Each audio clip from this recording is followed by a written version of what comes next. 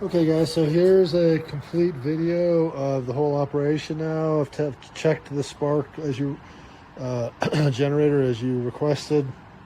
I'm just going to go through and show you the setup. Got the thermostat set all the way up. Units on off. I'm turning it on. It's got power. Green light comes on.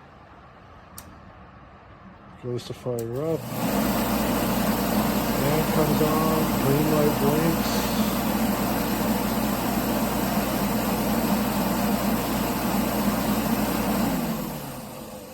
Shuts off. Fan comes back on. Green light blinks.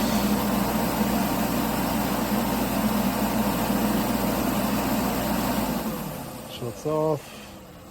Goes to a long green blink. That's it. Doesn't come on. It's busted. Okay, let's get it fixed. Thanks. Bye.